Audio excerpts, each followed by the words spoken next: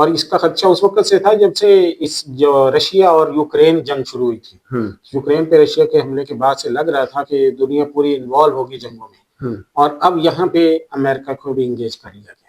نہیں, وہ جنگ تو چلو یورپ میں تھی نا, عالم اسلام سے جنگ کا کوئی تعلق نہیں تھا. یہ جو جنگیں ہیں مشرق وسطیٰ, جو فلسطین کا ایشو چل رہا ہے, کشمیر کا ایشو ہے, پھر بھارت ہے, پھر اسرائیل ہے, پھر ایران امریکہ, پرانا ایک تنازع چل رہا ہے, تو کہیں ایسا تو نہیں ہے یہ تہذیبوں کا تصادم ہو؟ ہم دیکھیں آگے بڑھ کے یہ تہذیبوں کے تصادم کی طرف لے جانے کی کوشش ہے, امریکہ کی بھی کوشش ہے کہ اس کا جو مذہبی جنگ یہ بن جائے. اور جس طرح سے ایران بھی جو ہے وہ حملے بے تحاشا کر رہا ہے, سارے اسلامی ملکوں کو چھیڑ رہا ہے, مختلف قریبی جتنے پڑوسی ممالک ہیں وہاں پہ وہ حملے کر چکا ہے. تو اس کی وجہ سے جو ہے وہ لگ رہا ہے کہ کہیں یہ رخ اختیار نہ کرے, لیکن فی الحال تو یہ اس کا امکان کم ہے. نہیں, عالمی طاقتیں یہ چاہتی ہیں نا کہ مسلمان آپس میں لڑیں. جیسے اب دیکھیں نا کہ ایران حملہ کہاں کر رہا ہے, متحدہ عرب امارات پہ, قطر پر, سعودی عرب پر, کویت پر, یہ مسلمان ممالک ہیں. یہاں پر مانا کہ ان کے امریکی اڈے ہیں, لیکن ان کے علاوہ ان کو بھی نقصان پہنچ رہا ہے نا, ان کے املاک کو بھی تو نقصان پہنچ رہا ہے. ظاہر ہے ان کی ساکھ بڑی متاثر ہو رہی ہے, وہ انٹرسیپٹ نہیں کر پا رہے ہیں, ان کے ملبہ جہاں جہاں پہ گر رہا ہے, پھر بہت سارے جو میزائل ہیں وہ شہری علاقوں میں یا دوسری بلڈنگز پہ گر رہے ہیں, اور بہت امریکیوں کی بھی بلڈنگز ہیں یا سفارت خانے ہیں, تو وہ ہیں تو آبادی دوسرے ملکوں کی. تو اس کا مطلب یہ ہے کہ دوسرے ملک بھی اپنے آپ کو ان میزائلوں سے نہیں بچا پا رہے. اچھا, ایک بات یہ بھی ہے کہ یہ سارے ممالک ہیں نا, متحدہ عرب امارات, دبئی, یہ ساری ان کی انڈسٹری کری ہے سیاحت پر. یہ ساری سیاحت سے امن اور سکون کے بغیر میں کوئی بھی چیز نہیں ہوگی. اب جیسے دبئی کو آپ دیکھیں نا, دبئی کی جو پراپرٹیز تھی وہ کتنی ہوش ربا قیمتیں تھیں دبئی کی پراپرٹیز کی, اور پاکستان میں پاکستانی جو انویسٹرز ہیں وہ پہلے ٹاپ 10 انویسٹرز میں سے آتے ہیں, بلکہ بعض اوقات تو پاکستانی سب سے زیادہ انویسٹ کرنے والے ہیں دبئی میں. وہ بہت بڑی مقدار ہے پاکستان سے پیسہ دبئی شفٹ ہوتا ہے وہاں کی اسی سکون کی وجہ سے, امن کی وجہ سے. وہاں پہ چونکہ ہم لوگ بہت پوری دنیا آتی ہے, پوری دنیا کا دروازہ کہا جاتا ہے متحدہ عرب امارات کو. تو اب جیسے یہ حملے ہوئے ہیں, پھر صرف یہاں پہ نہیں ہوئے ہیں, قطر میں ہوئے ہیں, کویت میں ہوئے ہیں, آذربائیجان میں ہوئے ہیں, تو پورا جو خطہ ہے وہ پوری جنگ کی لپیٹ میں آ رہا ہے. تو اس میں اس بات کا خدشہ بہرحال موجود ہے کہ یہ اسلامی ممالک کو کمزور کرنے کی ایک نئی سازش نہ بن جائے. تو اس میں میرا خیال ہے کہ سب سے اہم جو سبق سارے ملکوں کو مل رہا ہے, خصوصاً دبئی جیسے ملک کو, قطر جیسے ملک کو, جن کے پاس بلینز آف ڈالر پڑے ہوئے ہیں. یعنی آپ دیکھیں کہ جب یہ ڈونلڈ ٹرمپ آیا تھا تو انہوں نے ڈونلڈ ٹرمپ کو راضی کرنے کے لیے $1 ٹریلین کا ایگریمنٹ کیا ہے. پھر ان کا وزٹ بھی ہوا تھا, پھر ان کا جو وزٹ ہوا, کیا کیا کچھ سعودی عربیہ میں کتنے حیا باختہ قسم کے وہ مناظر بھی ہمیں نظر آئے, بہت عجیب و غریب. عرب ملکوں کے اندر وہ سر لہرا کر, بال لہرا کے کیسے استقبال ہوئے تھے. لیکن اور یہ سارا کچھ ڈونلڈ ٹرمپ کو جو اعزاز اکرام دیا گیا, کس لیے دیا گیا تھا کہ ڈونلڈ ٹرمپ جی ہمیں محفوظ رکھیے گا کسی بھی جنگ سے. تو اب جب یہ صورتحال پیش آئی ہے تو اس کے بعد سے یہ جو بھوت تھا ان کے دماغ پہ سوار کہ جی امریکہ سب کچھ ہے, امریکہ دنیا کا خدا ہے, وہ کم از کم نکل گیا ہے. کہ امریکہ جو ہے وہ ان میزائلوں سے نہیں بچا سکا ہے, امریکہ خود اپنے آپ کو نہیں بچا سکا, تو ان ملکوں کو کیسے بچا سکے گا. اور جو انہوں نے اپنے آپ کو مضبوط کرنے کی بجائے, اپنے دفاع کو ناقابل تسخیر بنانے کی بجائے, خود سے اپنی جو فورسز ہیں ان کو مضبوط کرنے کی بجائے ٹریلینز آف ڈالر امریکہ کے اوپر انویسٹ کر رکھے تھے. ان کے ہوش ٹھکانے آئے ہوں گے اور وہ اس بات پر سوچیں گے, جس کے نتیجے تک ترکی پہنچا ہوا ہے, جس نتیجے تک سعودی عرب پہنچا ہے, کہ جب تک ہماری اپنی آرمی مضبوط نہیں ہوگی, خود ہم اپنے پاؤں پر اسٹیبلش نہیں ہوں گے, مضبوط نہیں ہوں گے, اس وقت تک ہم دوسری بیساکھیوں کے ذریعے سے چل نہیں سکیں گے. تو اس لیے میرا خیال ہے کہ یہ جو قطر ہے, جو کویت ہے, دبئی ہے, ان کو یہ بہت بڑا سبق ملا ہے. بہت سارے دانشور یہ لکھ رہے ہیں, اور ہمیں حالات سے بھی لگ رہا ہے کہ دیکھیں پہلی جنگ عظیم کب ہوئی تھی, 1914 سے لے کے 1918 میں. ہاں, اس کے بعد دوسری جنگ عظیم کب ہوئی ہے, 1939 سے لے کر 1945, اور ان میں کروڑوں لوگ مارے گئے. اور اب کہہ رہے ہیں کہ یہ اللہ نہ کرے ایسا ہو سکتا ہے کہ تیسری عالمی جنگ کا پیش خیمہ ہو. ایک طرف امریکہ ہے, اسرائیل ہے, ہندوستان ہے, بڑی طاقتیں تو یہی ہے نا اس وقت. اور دوسری طرف آپ دیکھیں کہ چائنا, روس اور پاکستان اور ایران, یہ ایک طرف ہے. اگر یہ اللہ نہ کرے یہ جنگ ہوتی ہے تو مسلمان ممالک کدھر ہوں گے؟ دیکھیں سب سے پہلے نمبر پر تو یہ ہے کہ یہ عالمی جنگ ہے، یہ اس بات میں تو آپ شک نہیں ہونا چاہیے، کیونکہ ایک طرف جب امریکہ آ جاتا ہے تو دوسری طرف میں رشیا اور چائنا خود بخود آ جاتے ہیں۔ اس وقت میں بھی ایران کے پاس جو میزائل ہیں یا ایران کے پاس جو ٹیکنالوجی ہے، جو بہت سارے ہتھیار ہیں، یا ان کے کوئی ایک دو جہاز بھی ابھی گرے ہیں، وہ کہاں کے بنے ہوئے ہیں؟ رشیا کے بنے ہوئے ہیں یا چائنا کے بنے ہوئے ہیں؟ ٹیکنالوجی کون سی ہے؟ رشین ہے یا چائنیز ہے؟ یہی چیزیں ہیں نا وہاں سے۔ اور دوسری طرف میں جب امریکہ ہے تو ان کی کوشش یہ ہے، چائنا کی اور رشیا کی، جس طرح سے یوکرین جنگ جو ہے وہ لمبی چلی ہے اور اس کی وجہ سے رشیا جو ہے وہ کمزور ہوا ہے، تو اسی طرح اب یہ کوشش ہے کہ امریکہ کو یہاں انگیج کر کے اور اس کو اتنا بڑھایا جائے کہ امریکہ مزید کمزور ہو جائے۔ تو یہ امریکہ کو انگیج رکھنے کی کوشش ہے، اور اسی ابھی سے آپ ہی دیکھیں کہ کتنے دن ہوئے ہیں، چند دن ہوئے ہیں ابھی جنگ چھڑے ہوئے، اور ابھی سے خبریں آنے شروع ہوئی ہیں کہ جو ان کا محفوظ ذخیرہ تھا، انٹرسیپٹ کرنے کے لیے میزائل تھے، وہ کم پڑ گئے ہیں، اور خطرہ ہے کہ آگے چل کے، کیونکہ انٹرسیپٹ کرنے کے لیے زیادہ میزائل داغنے پڑتے ہیں ایک جہاز کے لیے، ایک میزائل کو روکنے کے لیے آپ کو کئی میزائل، 10 میزائل بھی داغنے پڑتے ہیں تاکہ اس کو انٹرسیپٹ کریں اور وہ زمین پر نہ پہنچ سکے میزائل۔ تو اس وجہ سے، اور دوسرے نمبر پہ جو امریکہ خود خرچہ ہے وہ کتنا بڑھ رہا ہے، امریکہ کا جو اپنا خرچہ ہے وہ $1 بلین سے تو کراس کر چکا ہے۔ اگرچہ امریکہ کے پاس بہت مضبوط اکانومی ہے، معیشت ہے، لیکن جب 4-5 دن میں $1 بلین امریکہ کا خرچ ہو چکا ہوگا تو آگے جا کے یہ جو خرچ ہوگا اس خرچ کو یہ پورا کہاں سے کریں گے؟ ایران جو ہے، ایران پہ کیا وہ اپنے ٹروپس اتارے گا، اس پہ قبضہ کر لے گا، پھر ایران کے تیل کے ذخائر پہ قبضہ کرے گا؟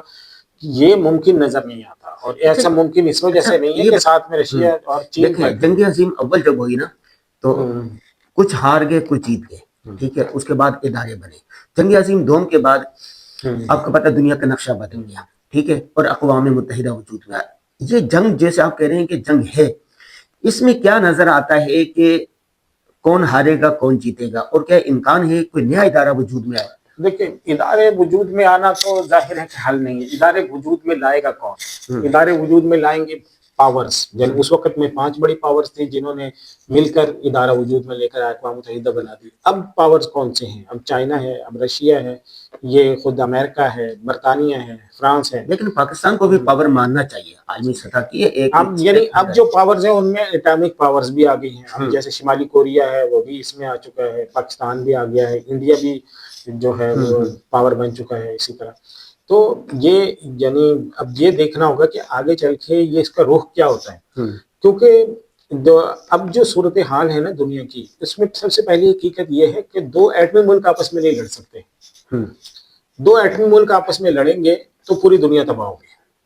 اس وجہ سے 2 ایٹمی ملک آپس میں آمنے سامنے نہیں آئیں گے، وہ لڑیں گے، کوئی ایک ایٹمی ملک ہوگا، دوسرا غیر ایٹمی ملک ہوگا، یا ایسے ممالک لڑیں گے جن کے پاس ایٹم بم نہیں ہے۔ دوسری بات نہیں، امریکہ اور روس جو لڑا تھا، رشیا، تو یہ دونوں ایٹمی طاقت ہے؟ نہیں، امریکہ اور رشیا جب ان کی جنگ ہوئی تھی نا، یعنی دوسری جنگ عظیم کی آپ بات کر رہے ہیں؟ نہیں، ابھی 80 کی دہائی کی بات کر رہے ہیں۔ نہیں، امریکہ 80 کی دہائی میں بھی امریکہ اور رشیا کی براہ راست جنگ کہیں نہیں ہوئی، اسی لیے تو اس کو جو 90s تک کہا جاتا ہے نا، یہ سرد جنگ کا دور کہلاتا ہے۔ سرد جنگ کا مطلب یہ کہ یہ 2 قطبی نظام تھا دنیا میں، رشیا بھی سپر پاور تھا اور امریکہ بھی، ان دونوں نے خود نہیں جنگ لڑی، لوگوں کو لڑایا۔ مثلا یمن میں جنگ کروائی انہوں نے، صحیح ہے، ویتنام میں انہوں نے جنگ کروائی، خود نہیں لڑے، شمالی اور جنوبی، لیکن سب کو پتا ہوتا ہے پیچھے کون ہے، پیچھے یہ رہے ہیں، خود نہیں لڑے۔ اسی طرح سے کوریا میں جنگ کرائی، کوریا تقسیم کر دیا اور ویتنام تقسیم کر دیا، جرمنی ڈیوائیڈ ہو گیا، مشرقی اور مغربی جرمنی، خود براہ راست نہیں لڑے۔ اچھا، اسی طرح دیکھو ابھی پاکستان مئی میں پاکستان اور انڈیا کی جو جنگ تھی، پوری عالمی برادری نے فوراً اس کو رکوایا، اور اب جو جنگ ہو رہی ہے اب کوئی نہیں روک رہا، افغانستان اور پاکستان کی جنگ ہو رہی ہے، اس کو کوئی نہیں روک رہا، اور اس جنگ میں بھی کوئی نہیں آ رہا ہے۔ اگر ایران ایٹمی طاقت بند ہو جاتا ہے، وہ یہ ثابت کر جاتا ہے، تو شاید جنگ کا رخ بدل جائے، پھر روکیں گے، پھر پوری دنیا آئے گی، پھر ادارے آئیں گے، پھر ایگریمنٹس ہوں گے، پھر اس کو وہ ہوگا۔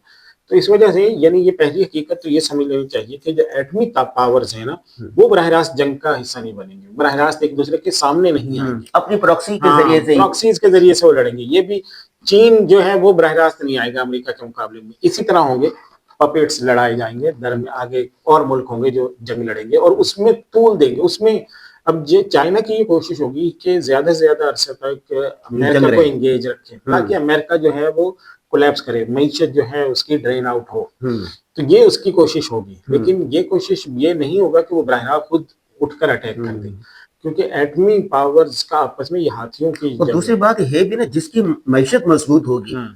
वही सर्वाइव कर सकेगा, जिसकी मैशत डाउन हो जाएगी बाकी क्या करेगा वो। और ये मैशत के हवाले से भी बात अहम है कि मैशत मजबूत होगी, क्योंकि इस वक्त में जो खुद अमेरिका है उसको अपने माशी बहरान का सामना है। तो मैशत जब कमजोर होती है, इससे पहले अमेरिका ने अफगान जंग लड़ी है, अफगान जंग में उसने $1 ट्रिलियन लगाया, $1 ट्रिलियन, 1000 अरब डॉलर जो है अमेरिका का अफगान जंग पे खर्च हुआ। लेकिन अब अमेरिका क्या $1 ट्रिलियन खर्च करने की पोजीशन में है? मैं नहीं समझता कि इस पोजीशन में होगा। कि अमेरिका, दूसरे नंबर पर यह है कि अमेरिका जिस तरह से, जब बड़ी ताकत एक तरफ होती है ना और छोटा दूसरी तरफ होता है, तो उसमें जो, अगर आप उसको बिल्कुल खत्म कर दें, अपनी हुकूमत ले आए, तो फिर भी जाकर बहुत कम इम्कान होता है कि जो ताकतवर रियासत है वो जीत जाए। जैसे अफगानिस्तान में आपने देखा ना, 20 साल नेटो फोर्सेस रहे, जीता आखिर में कौन? तालिबान जीत गए ना, अफगानिस्तान जीता। क्योंकि जो आपका मकसद था कि जी ये जाली हुकूमत है, जाली तो नहीं थी वो वही आ गए। फिर जिस दिन अमेरिका की छतरी हटी, अगले दिन अफगान तालिबान आ गए। इस वक्त में यही सूरत हाल ईरान के साथ है। अगर तो अमेरिका ये समझता है कि भाई यहाँ पे रिजीम चेंज करनी है, तो रिजीम चेंज नहीं होगी। रिजीम चेंज किए बगैर वो नाकाम है। अब ये थोड़ा सा जंग को तूल भी देंगे, इधर उधर के इलाकों में ये जो बम गिर रहे हैं, इस तरह के मसाइल भी आएंगे, बैन अवी तिजारत भी रुक गई है इस वक्त। पूरी दुनिया का जो जहाज का सिस्टम, निजाम कितना तबाह हुआ। देखिए इस वक्त में जो हम गाजी साहब, आपकी जो यूरोप की ट्रेड हो रही थी वो सारी हो रही थी खलीज फारिस या फिर आगे से बहर अहमर के जरिए, और तो वहां से वो जाते थे नहर सुइज, खलीज सुइज और बहर रूम में। ये भी बंद हुआ पड़ा है, ये रूट भी बंद हो गया, ये वाला रूट भी बंद, और जहाज भी बंद हुआ। तो कई मुल्कों ने अपनी जो है बंदरगाहें वो सील कर दी कि वहां पे कुछ नहीं आ सकता जब तक ये जंग ना खत्म हो जाए। तो ये मतलब एक ऐसी सूरत हाल होती है जिसमें इस सब में माशी नुकसान पूरी दुनिया का है, सबसे ज्यादा अमेरिका का है, मुसलमानों का, किसका है? ये सब का बराबर है। देखिए इसमें जाहिर है कि जो जंग लड़ने वाले उनका नुकसान ज्यादा है। खुद ईरान का बड़ा नुकसान होगा, खुद अमेरिका के बहुत बड़ा नुकसान होगा, खुद इसराइल जो है वो उस पे कर्ज आएगा, क्योंकि जंग जो है वो दुनिया का महंगा तरीन शौक होता है। लेकिन जो पूरी दुनिया का जो आलमी ग्लोबल रिसेशन है वो भी होगा, क्योंकि बैन अवी जब किसी जगह जब जंगें छिड़ जाती है ना, तो उस वक्त में अफवाहों का दौर उरूज होता है, और उस दौर में स्टॉक एक्सचेंजें नहीं चलती हैं। उस दौर में लोग कंजर्वेटिव हो जाते हैं। कंजर्वेटिव अप्रोच का मतलब ये कि लोग बुरे हालात को सामने रख के कारोबार कर रहे होते हैं। वो ये कहते हैं कि अपना पैसा बचाओ सबसे ज्यादा। तो इस वजह से दुनिया भर में महंगाई आएगी, ये एक हकीकत है। अब जैसे मैं पेट्रोल के वाले से उसके असरात आवाम तक पहुंचेंगे। हाँ जी, सबसे पहले नंबर पे तो पेट्रोल है। पेट्रोल दुनिया की जरूरत का 60% कहा जाता था किसी दौर में, वो सिर्फ खलीज फारिस से निकलता है। फिर दूसरे नंबर पर आपकी कैस्पियन सी से निकलता है। तो ये पूरा खित्ता जो हालत जंग में है, और ये खतरा है कि कहीं पे भी कोई बहरी जहाज नजर आएगा और उसके ऊपर कोई अटैक हो जाएगा, तो उसमें पूरी दुनिया की मईशतों पे असर पड़ रहा है। यूरोप में पड़ रहा है, पाकिस्तान में भी पड़ रहा है, पूरे। अच्छा, आखिरी बात ये है कि रसूलुल्लाह सल्लल्लाहु अलैहि वसल्लम के दौर में भी जंगें हुई थी, तो उस वक्त वे आम मुसलमान थे। हमें सीरत से क्या रहनुमाई मिलती है कि जब जंगें हो रही हों तो एक आम आदमी को क्या करना चाहिए, आमी को क्या करना चाहिए, उसके ऊपर भी कोई जिम्मेदारी है या नहीं? हमारे मतलब कैमरामैन है या हमारा गार्ड है या एक टीचर है, इनके ऊपर भी कोई जिम्मेदारी बनती है या नहीं? देखिए वो तो ये है कि जंगों का सबसे बड़ा सबक ये होता है कि इत्तेहाद और इत्तिफाक कौमों को मजबूत करता है। सबसे पहली चीज जो जंगों से सबक हासिल होता है कि कौमें मजबूत होती हैं आपस के इत्तेहाद और इत्तिफाक से। कौमें कमजोर हो जाती हैं जब वो आपस में लड़ना शुरू हो जाती हैं, और मुल्क तबाह हो जाते हैं जब वो आपस में मुत्तहिद नहीं होते। तो सबसे पहली चीज जो हमारे यहाँ जरूरी है पाकिस्तान के तनाजुर में, वो तो है कि जंगों का ये दौर तेजी से बढ़ रहा है, और दुनिया जंग का जो स्कोप है वो फैलता चला जा रहा है। और आप देखिए अज़रबैजान पे हमला हो गया, देखिए अज़रबैजान पे भी गिर गया, तुर्की पे भी गिर गया। देखिए कितने बड़े बड़े मजबूत मुल्क हैं भाई इस्लामी मुल्कों में। और मैं आपको बताऊं, इटली ने कहा है कि हम इनके ममालिक की, ये खलीजी ममालिक की मदद करेंगे। हाँ जी, देखिए तुर्की जो है ना वो एक आप अस्करी एतबार से जो पैरामीटर्स दुनिया की रैंकिंग के बने हुए हैं, उसके एतबार से रैंकिंग में पाकिस्तान से भी आगे है। अच्छा। عسکری لحاظ سے، فوجی لحاظ سے ترکی کا رینک جو ہے وہ پاکستان سے وہ ٹاپ 10 میں آتا ہے، پاکستان ٹاپ 10 میں نہیں آتا، جو اس سال کی رینکنگ ہے نا 2025 کی، وہ میں آپ کو بتا رہا ہوں۔ تو ترکی کی جو رینکنگ ہے وہ اس کے باوجود وہاں پہ یہ اٹیک ہو رہا ہے۔ پاکستان جو ہے وہ الرٹ میں ہے، پاکستان کے بارڈر، پاکستان کے فوج کی، آپ پتہ کریں فورسز میں جو لوگ ہیں، آپ کے رشتہ دار ہوں گے بہت سے، تو اس وقت میں ہائی الرٹ چل رہا ہے، پوری کیونکہ دنیا ہائی الرٹ ہے، پوری دنیا ہائی الرٹ ہے۔ اندری حالات عامی پر کیا ذمہ داری آتی ہے؟ عام مسلمان کیا کرے؟ عام مسلمان دیکھیں دعا کرے، اللہ سے دعا کرے، دوسرے نمبر پر حفاظت کی دعائیں پڑھیں، تیسرے نمبر پر وہ متحد رہیں، متفق رہیں، ملک میں خلفشار نہ پیدا کریں، جیسے ادھر حملہ ہو رہا ہے پاکستان تباہ کر رہے ہیں، اور ایک بات یہ بھی ہے کہ کم از کم غلط باتیں پروپیگنڈا میں نہ آئے اور اس کو آگے نہ پھیلائے۔ جو کلک کرنا ہے، آج اس پہ جنگیں جیتی اور ہاری جا رہی ہیں، تو یہ کلک کرنے سے پہلے 100 مرتبہ سوچیں آپ اپنے ملک کو تباہ کر رہے ہیں یا کامیاب کر رہے ہیں، کیونکہ جو انسان کا خیال ہوتا ہے نا وہی اس کا حال ہوتا ہے۔ آپ مایوسی پھیلا دیں گے، قوم کا مورال ڈاؤن ہو جائے گا۔